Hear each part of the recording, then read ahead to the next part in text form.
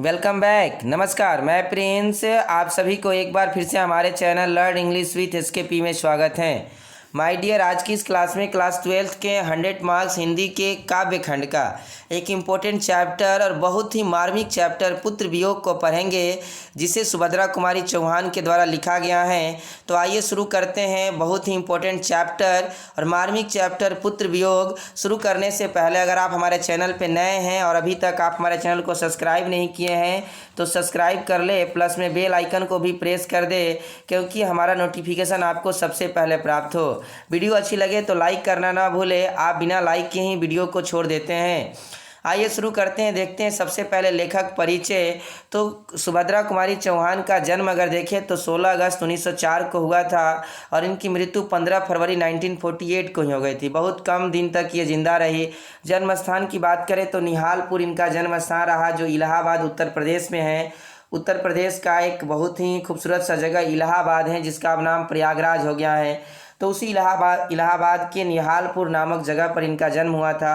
माता की बात करें तो धीराज कुंवर इनके माँ का नाम था। पिता की बात करें तो ठाकुर रामनाथ सिंह इनके पिता थे। शिक्षा देख लेते हैं। क्रॉसथ्वेट गर्ल्स स्कूल इलाहाबाद से हुई थी और जो इनकी प्रारंभिक शिक्षा थी, एक इम्पोर्टेंट बात यहाँ है कि महादेवी वर्मा के साथ इस विद्यालय में इन्होंने पढ़ाई किया था, यानी कि महादेवी वर्मा की ये सहपाठी रही हैं, या यूँ कहे तो ये जो थे महादेवी वर्मा की सहपाठी रही हैं सुभद्रा कुमारी चौहान। 9वीं तक पढ़ाई के बाद इन्होंने असहयोग आंदोलन में भाग लिया, यानी कि जब महात्मा गांधी 1920 में, आपको पता होगा, आई होप इतिहास की बातें हैं कि जब 1920 में भारत की आज़ादी को लेकर के महात्मा गांधी ने अंग्रेज़ों के खिलाफ असहयोग आंदोलन शुरू किया था, तो उसमें भी इन्होंने भाग लिया। कर्म क्षेत्र की अगर इनकी बात करें तो समाज सेवा और राजनीति इनके कर्म क्षेत्र है। समाज सेवा में भी अपना अग्रणी भूमिका निभाई, राजनीति भी इनके लिए, ऐसे राजनीति में भी इन्होंने अपना पैर आजमाया और इन्होंने मतलब असहयोग आंदोलन से लेकर कई सारे आंदोलनों में भाग लिया। एक इम्पोर्टेंट बात यहाँ है और VBI की प्रस्तुत कविता मुकुल से ली गई है। इनकी एक कविता संग्रह है मुकुल, आपको आगे मिलेगा स्लाइड में। तो मुकुल से ये जो कविता है पुत्र वियोग वही ली गई हैं। आइए कुछ और बातों को देखते हैं। इनकी अगर कृतियाँ देखें तो मुकुल है, जो अभी मुकुल की चर्चा की जा रही थी, जो कविता संग्रह है 1930 में इन्होंने लिखा था और मुकुल से ही ये कविता, कौन सी, पुत्र वियोग है ना। आप देखते हैं जैसे कि कविता का नाम है, थीम ही है पुत्र वियोग। तो ये पुत्र वियोग कहाँ से लिया गया है, तो इनके कविता संग्रह मुकुल से ली गई है ना। और एक कविता संग्रह इनके त्रिधरा, तो आप इन तीनों कविता संग्रह को याद रख सकते हैं। एक इनकी कहानी संग्रह है बिखरे मोती, है ना, सभा के खेल। और पुरस्कार की बात करें तो मुकुल लिखने पर 1930 में इन्हें हिंदी साहित्य सम्मेलन का शेख सरिया पुरस्कार प्राप्त हुआ, है ना। मुकुल लिखने पर 1930 में हिंदी साहित्य सम्मेलन का शेख सरिया पुरस्कार। तो आइए शुरू करते हैं, देखते हैं कविता को बहुत ही मार्मिक तरीके से, यानी कि इतनी ही मतलब कि एक तरह से देखा जाए तो अच्छे तरीके से उन्होंने कविता को लिखा है कि आप कविता पढ़ते चलते हैं और समझ में आते जाता है। और दुखों का वर्णन किया है। एक माँ और पुत्र के बीच जो प्रेम होता है, जिसको कि वात्सल्य प्रेम कहा गया साहित्य की दुनिया में, है ना। और वही पुत्र जब माँ से खो जाता है, उसकी मृत्यु हो जाती है, तो माँ को जो दुख होता है उसकी व्यथा का यहाँ पर वर्णन किया है कवित्री सुभद्रा कुमारी चौहान ने। तो आइए शुरू करते हैं। बहुत ही इम्पोर्टेंट सा चैप्टर। कहती हैं कवित्री की आज दिशाएं भी हंसती हैं उल्लास विश्व पर छाया, मेरा खोया हुआ खिलौना अब तक मेरे पास न आया, है ना। प्रस्तुत पंक्तियाँ सुभद्रा कुमारी चौहान द्वारा रचित कविता पुत्र वियोग से ली गई है, जिसमें उन्होंने एक माता के पुत्र खो जाने के बाद उसके मन में जो व्यथा उत्पन्न होती है उसका मार्मिक चित्रण किया है। माय डियर, इसको इतने अच्छे तरीके से लिखा गया है कि आप ऐसे जब भी एग्जाम में पूछा जाए कोई भी लाइन, कोई भी पंक्तियाँ उठा करके, तो आप उसे लिखने का प्रयास करें। बिल्कुल इसी तरह आप लिख सकते हैं। प्रस्तुत पंक्तियाँ सुभद्रा कुमारी चौहान द्वारा रचित कविता पुत्र वियोग से ली गई हैं, जिसमें उन्होंने एक माता के पुत्र खो जाने के बाद उसके मन में जो व्यथा उत्पन्न होती है उसका मार्मिक चित्रण किया है, दुखद चित्रण किया है। कवित्री कहती हैं कि आज दिशाएं भी हंसती हैं और है उल्लास विश्व पर छाया, कि आज चारों ओर खुशी का वातावरण है ना। पूरा देश, पूरा जग क्या मना रहा है जी, खुशी मना रहा है और सारे संसार में खुशियाँ छाई हुई हैं। लेकिन ये खुशियाँ मेरे लिए क्या हैं, व्यर्थ हैं, क्योंकि मेरा खोया हुआ पुत्र अब तक मुझे प्राप्त नहीं हुआ है। यानी कि कवित्री के पुत्र का क्या हो गया है, निधन हो गया है। कवित्री के पुत्र जो हैं वो मर चुका है और ये सच्चाई है कि मरा हुआ वापस नहीं आता व्यक्ति। तो वही बताती हैं कि आज पूरी चारों दिशाएं हंस रही हैं, आज पूरे संसार में खुशियाँ छाई हैं, लेकिन ये खुशियाँ मेरे लिए क्या हैं, व्यर्थ हैं, मेरे किसी काम की नहीं है। मुझे अच्छा नहीं लग रहा है क्योंकि मेरा खोया हुआ पुत्र अब तक मेरे पास नहीं आया है। तो बहुत ही मार्मिक कविता है माय डियर। आइए आगे देखते हैं। आगे कहती हैं कि शीत न लग जाए इस भय से नहीं गोद से उसे उतारा, छोर काम दौड़ कर आई माँ कहकर जिस समय पुकारा।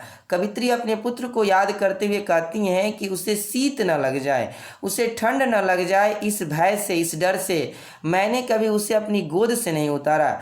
माय डियर, एक बात मैं भी आपको बताना चाहूँ कि माँ जो होती हैं वो माँ होती हैं। माँ के ममता और माँ के प्रेम देखते हैं ना, दुनिया में एक माँ ही है जो निष्पक्ष और निस्वार्थ प्रेम करती हैं आपसे, है ना। आई होप कि आपके पास भी माँ होगी तो आप माँ की कदर करें, माँ को आप समझते हैं, माँ को समझिए। माँ एक ऐसी होती हैं, भले बात बात पर माँ डांट देती हैं, लेकिन उसके डांट में भी वो प्यार छुपा रहता है, वो मीठा प्यार होता है जो शायद ही कहीं किसी के पास मिलेगा।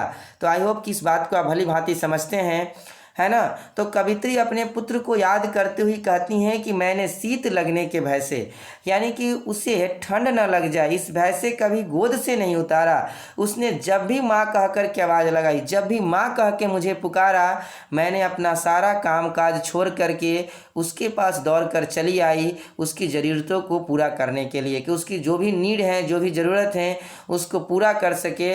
तो कवित्री यहाँ पर बताती हैं कि सारे काम काज छोड़ करके मैं उसकी एक ही आवाज़ पर, एक बार जब उसने माँ कहा तो चली आई, और उसे ठंड न लग जाए इस डर से कभी उसे गोद से नहीं उतारा। लेकिन आज वही मुझे छोड़ करके चला गया और अब तक मेरे पास नहीं आया। तो आइए आगे देखते हैं। आगे कवित्री कहती हैं कि थपकी दे दे जिसे सुलाया, जिसके लिए लोरिया गाई, जिसके मुख पर जरा मलिनता, देख आँखों में रात बिताई। माय डियर, कवित्री वही सारी बातों में लिखा जाएगा कि प्रस्तुत पंक्तियाँ सुभद्रा कुमारी चौहान द्वारा कविता पुत्र वियोग से ली गई हैं। तो इसको आई होप कि आप लिखने का प्रयास करें, प्रैक्टिस करें। आगे कवित्री अपने पुत्र को याद करते हुए कहती हैं कि मैंने जिसके हर एक सुख को ध्यान रखा, है ना, जिसे थपकी दे दे कर सुलाया। थपकी समझते हैं माय डियर, है ना। आज के तो थोड़ा ट्रेडिशन में थपकी शब्द और थपकी चीज़ें थोड़ी विलुप्त होती जा रही हैं। पहले माँ जो होती थी अपने बच्चे को सुलाने के लिए लोरिया गाती थी और उसे थपकी दे देकर, है ना, उसे ठोक करके, जो हम अपने भोजपुरी भाषा में कहते हैं सुलाना, ठोक ठोक करके उसे सुलाती थी, है ना, गीत गा गा करके, है ना, कि वो सो जाया करे, है ना, बच्चे दूध पीते हुए, है ना, ऐसे उसको सुलाया करती थी। ये एक वात्सल्य प्रेम को दिखाता है माँ और पुत्र के, या पुत्री के, माँ की पुत्र हो या पुत्री हो, जो भी हो उसके बीच के प्रेम को। लेकिन यहाँ खास करके पुत्र के प्रेम को दर्शाया गया है। तो वो कहती हैं कि थपकी दे देकर जिसे सुलाया, जिसके लिए लोरिया गाई, सोने के लिए जो लोरिया गाई जाती हैं, है ना, उसके चेहरे पर छाई उदासी को महसूस करके, जब भी कभी वो उदास होता था, जब भी उसे किसी चीज़ की ज़रूरत होती थी, तो उसके चेहरे को देख कर के ही मैं समझ जाती थी उसका चेहरा उदास हो जाता था। जिसके लिए रात भर जगकर जिसका ख्याल रखा, वही आज हमें छोड़कर चला गया। तो माय डियर, बहुत ही मार्मिक कविता है। आई होप कि आपको पूरी तरह समझ में आ रही हैं। समझ में आती हैं तो वीडियो को लाइक करना ना भूलें। बिना लाइक किए वीडियो को आप छोड़ देते हैं, हमारे मोटिवेशन को भी आप ज़रूर बढ़ाएं। वीडियो को शेयर करें अपने दोस्तों में, क्योंकि उनकी भी पढ़ाई अच्छी से हो सके, पूरी हो सके, वो भी इस चीज़ को जान सके, पढ़ सके। आई होप कि आप हमारी बातों पे गौर करेंगे। आइए आगे देखते हैं। आगे कवित्री कहती हैं, जिसके लिए भूल अपनापन पत्थर को भी देव बनाया, कहीं नारियल दूध बतासे, कहीं चढ़ाकर शीश नवाया। क्या लाइन लिखती हैं माय डियर कवित्री। कहती हैं कि अपने पुत्र को याद करते हुए कहती हैं कि जिसके लिए मैंने सारे दुखों को भुला दिया, अपने दुखों को भुला दिया, अपने भले रात भर नहीं सोई लेकिन उसे सुलाते रहा, और पत्थर को भी देवता मानकर जिसे नारियल दूध बतासे चढ़ाए। लोगों ने कहा कि ये अपनों को भुला दिया, यानी कि अपनों को ज़्यादा टाइम नहीं दे पाया। अपने जो होते हैं ना, अपने घर वाले, अपने जो भी चीज़ें होते हैं, उसको ज़्यादा टाइम नहीं दिया। पत्थर को भी देवता मान लिया, उसे भी नारियल दूध बतासे सब कुछ चढ़ाया, जिसके लिए मैंने देवालयों में, यानी कि देव का आलय, है ना, भगवान के दिवालियों में शीश नवाया, वही आज मेरे पास नहीं है, वही आज मुझे छोड़ करके चला गया है। तो माय डियर, क्या कमाल की कविता है, क्या कमाल की मार्मिक वर्णन किया है महादेवी वर्मा ने। आइए आगे देखते हैं। फिर भी कोई कुछ कर न सका, छिन ही गया खिलौना मेरा, मैं असहाय बैठी विवश ही रही, उठ गया छौना मेरा। माय डियर, कवित्री अपने पुत्र को याद करते हुए आगे फिर कहती हैं कि इतनी सारी पूजा अर्चनाएं, इतने सारे मतलब कि दूध बतासे चढ़ाना, कोई भी दुआएं काम नहीं आई, कुछ भी काम नहीं आया, कोई भी मेरा कुछ नहीं कर सका। आखिर मेरे हृदय का टुकड़ा यानी मेरा पुत्र मुझसे छीन ही गया। मैं असहाय हो गई, मैं असहाय और विवश बैठी रही। मेरा नन्हा सा बच्चा मेरे आंखों के सामने ही भगवान को प्यारा हो गया, है ना। यानी कि वो मर गया और ये सच्चाई है कि मरे हुए व्यक्ति वापस नहीं आते हैं। उसकी मृत्यु हो गई, वो भी असामयिक मृत्यु हो गई, है ना। और मैं उस मतलब कवित्री उसको याद करके बार बार दुखी हो जाती हैं और उस दुख में जो उनकी करुणा का भाव फूटता है उसी को यहाँ मार्मिक चित्रण किया गया है। आगे देखते हैं। आगे कहती हैं कवित्री, तड़प रहे हैं विकल प्राण ये, विकल्प नहीं होगा विकल हैं, विकल प्राण ये, मुझको पल भर शांति नहीं है, वह खोया धन पा न सकेगी, इसमें कुछ भी भ्रांति नहीं है। आगे वो कहती हैं कि मेरे प्राण तड़प रहे हैं, है ना, और मुझे एक पल की भी शांति नहीं है। मैंने जो अनमोल धन खो दिया, इसका कोई मोल नहीं है, मतलब ये अनमोल है, इसकी कीमत नहीं लगाई जा सकती है। ऐसा धन है जो अनमोल है मेरे लिए, और वही मुझसे खो चुका है। आज मेरे प्राण जो हैं तड़प रहे हैं, मुझे कहीं भी शांति नहीं मिल रही है, मुझे पल भर की भी शांति नहीं है ना। उसे मैं अब वापस नहीं पा सकूंगी, इसमें तनिक भी संदेह नहीं है। और वो जो खोया हुआ मेरा धन है उसे मैं पा भी नहीं सकूंगी, मैं इस बात को जानती हूँ कि मैं उसे नहीं पा सकूंगी। फिर इसमें भी कोई भ्रांति नहीं है, इसमें कोई संदेह नहीं है, लेकिन फिर भी मेरा मन नहीं मानने को तैयार रहता है। आइए आगे देखते हैं। फिर कवित्री कहती हैं कि फिर भी रोता ही रहता है, नहीं मानता है मन मेरा, 12 जटिल नीरस लगता है, सूना सूना जीवन मेरा। कवित्री अपने पुत्र को याद करते हुए कहती हैं कि मैं जानती हूँ कि मैं अपने पुत्र को प्राप्त नहीं कर सकती, है ना। वो कहती हैं कि मैं जानती हूँ कि अब वो मतलब कि मर चुका है, वो नहीं आने वाला है, मैं उसे प्राप्त नहीं कर सकती। फिर भी मेरा दिल इस बात को मानने को तैयार नहीं है, नहीं मानता है मेरा मन, है ना। और मेरा जीवन अब कठिन और नीरस सा हो गया है, 12 जटिल नीरस लगता है, सूना सूना जीवन मेरा। यानी कि अब मेरा जीवन जो है सूना सूना हो गया है, कठिन लग रहा है, नीरस लग रहा है। आइए आगे देखते हैं। वो कहती हैं कि यह लगता है एक बार यदि पल भर को उसको पा जाती, जिसे लगा प्यार से सर सहला सहला उसको समझाती। कवित्री अपने पुत्र को याद करते हुए कहती हैं कि यदि मैं अपने पुत्र को एक पल के लिए भी पा लेती तो उसे जी भर कर प्यार करती और उसे समझाती कि वह अपनी माँ को छोड़कर यूं न जाए, है ना। यह लगता है एक बार यदि पल भर के लिए भी उसे पा लेती, पल भर के लिए भी अगर वो मेरे पास आ जाता तो उसे जी से लगाकर बहुत प्यार करती, उसे समझाती कि वो अपनी माँ को छोड़कर यूं न जाए। माँ को छोड़कर जाता है तो कितना माँ को दुख होता है, कभी उसको भी वो समझे। लेकिन अब उसे आना संभव नहीं है, अब उसे मुझे पाना संभव नहीं है, अब वो नहीं आ सकता है। आगे आइए देखते हैं। मेरे भैया मेरे बेटे, अब माँ को यूं छोड़ न जाना, बड़ा कठिन है बेटा खोकर माँ को अपना मन समझाना। कवित्री आगे कहती हैं कि मेरे पुत्र, मेरे बेटे, मेरे भैया जो समझ लो, है ना, एक पल के लिए भी अगर तुम मेरे पास आ जाते तो मैं तुम्हें समझाती कि मुझे छोड़कर तुम मत जाओ। माँ के लिए अपने बेटे को खोकर अपने मन को सांत्वना देना बड़ा ही कठिन है, अपने ही अपने मन को सांत्वना देना।